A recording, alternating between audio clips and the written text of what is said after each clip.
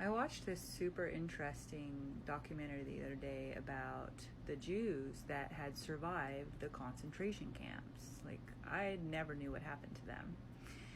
And I was kind of shocked. And YouTube has its own issues, but they do throw some really good stuff into our recommendation list because it's extremely relevant for today. So what I learned is there was like 100,000, like a couple 100,000 survivors from the Holocaust, and they didn't have a place to go back to. Their lives were destroyed. Most of their families were gone. Obviously, there were some people that were able to go back to something and someone, but not everyone. And there was a major issue. It became a global issue because nobody wanted them, and it became something that was decided for them. And guess who decided?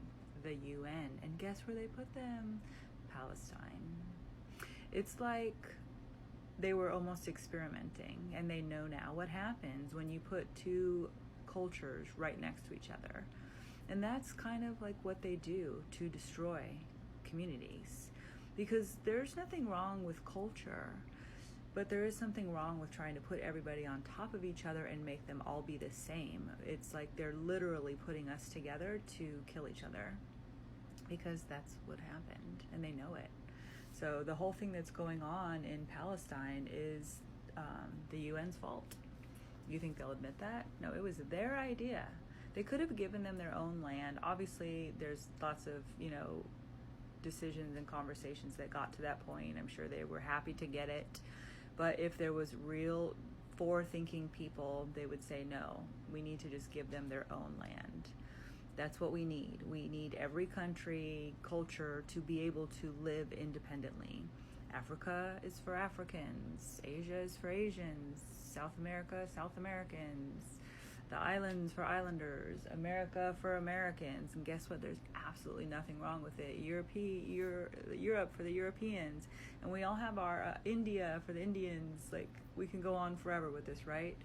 We all have our distinct culture, and it's awesome. We love our food. We love what we have to offer. It's this oligarchy kind of elite darkness over us that plays us against each other. And just like that little story, how they say, like, you put two different ants together and they'll work around each other. But if you put them in a jar and shake it up, they're going to battle. And that's literally what they have done.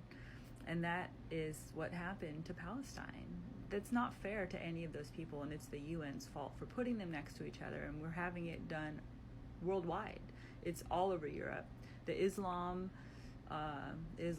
takeover of the world, like, they literally come into our countries with the intention of taking them over. We have video of it. They get on their microphones and say, we're going to have more babies than you, and we are going to outnumber you because we do not like you, and we're on a mission from God. Okay, and our government's like, come on in, help us ruin our peasants so that we can take over the world. So anyways, just in case you didn't know, it's all being done on purpose. They practice this. That's why history is important. Watch the patterns. And it's even more disturbing and destructive and informing when you realize that they do these things on purpose. That they, like, this is a whole other thing. I don't know if I've told you yet. But there's a book on Amazon called The Five Chimneys, and it was written by a woman that was in the concentration camps. And as you may know or may not know, not just Jewish people were in the concentration camps. It was anyone that went against the Notsee agenda were thrown in there as dissidents. So this was a husband and wife. I don't even know if they were Jewish, but they were against the Nazis, so they were thrown in there. But prior to that, they owned like a humongous hospital. And interesting, if you don't know, that inside of the camps, the Holocaust, the concentration camps, like, there was a lot of stuff going on. They were able to move around and talk, and this book actually informs you because she talks about it.